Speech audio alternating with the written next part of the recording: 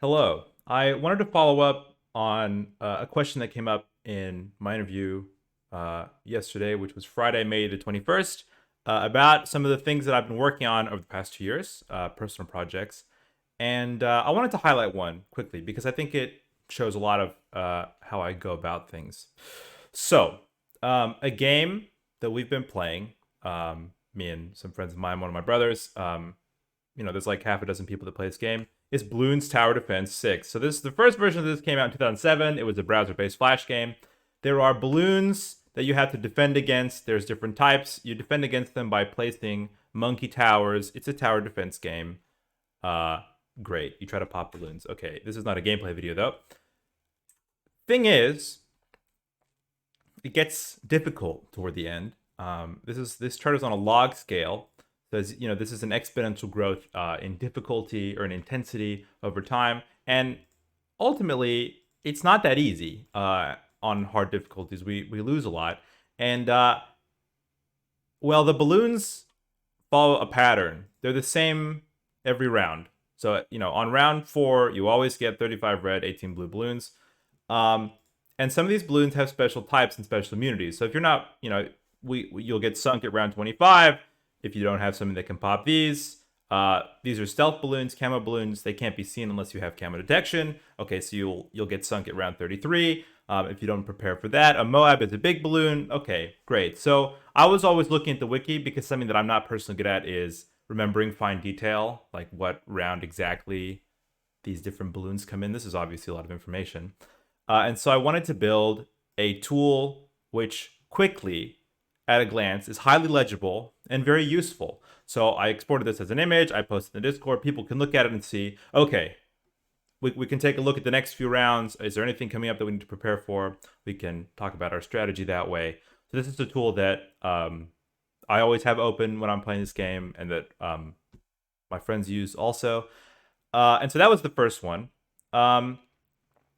This actually has a lot more work into it than it may seem, because first of all, I had to sort of do data entry on all of these values, but I also tabulated them by type. So I have this here just for easy reference. But if we look at this spreadsheet, I tabulated them all by type, and the tricky thing is that they contain each other. So first you just get red balloons, but all the blue balloons turn into red balloons, etc., etc. So by the time you have a Moab, which is this big blue one, that has like 400 red balloons worth, because everything eventually turns into a red balloon, that has like 400 red balloons worth of stuff. But this wasn't tabulated anywhere, so I had to go do it myself. And also the pop value. So there's an extensive amount of math here. So it's like, okay, if we want to tabulate how many of these are going to go by very quickly, well, that only includes certain balloons. You have how much money you get based on each pop for each balloon, and that's utilizing all of these values. So this took a while, but it ends up in this graph that you see here. So you can, so if you see this Moab, there's only one Moab this round, but that also ends up containing 40 lead balloons.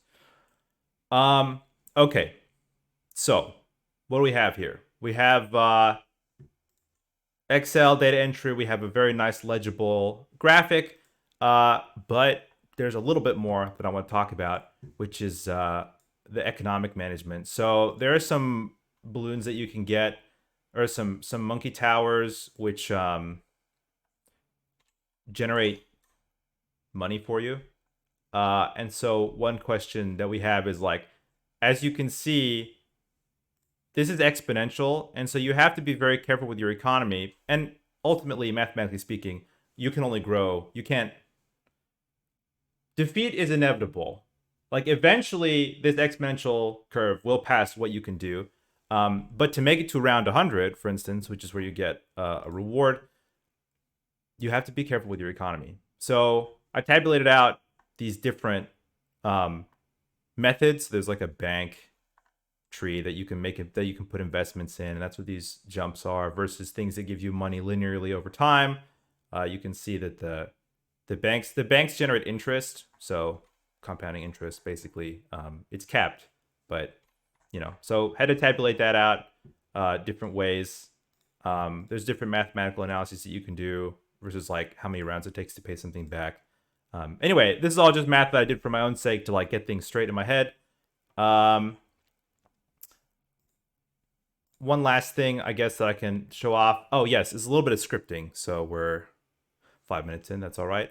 I did a little bit of scripting. If you don't want to sort of stare at this chart and you just want to say, okay, next round, 98.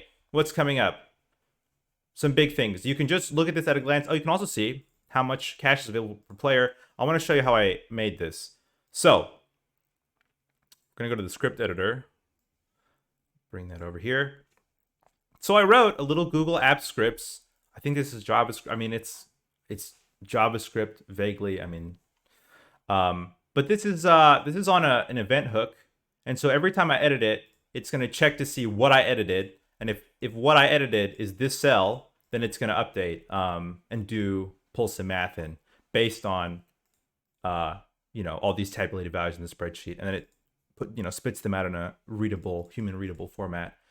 And you also get to see how much money you're going to make, which is important if you're like, ooh, we almost just lost. How much money are we going to have? Can I afford such and such upgrade? Because in this game, you can also upgrade your monkeys, and there's different upgrade trees, and they all cost money. And yeah, so this is all, a spreadsheet application, big data entry, some number crunching into something legible, and also some scripting, which I think is a good tool for us to use. I thought about, putting this like on Reddit or like on the internet for people to use.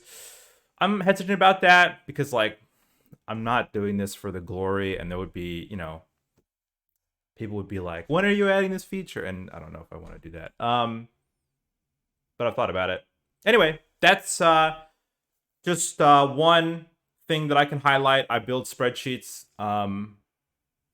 all the time for like all the games that I play. Not that that's the focus of this job, but VBA is a plus in the position, from my understanding. So I'm all about that. And hope that helps.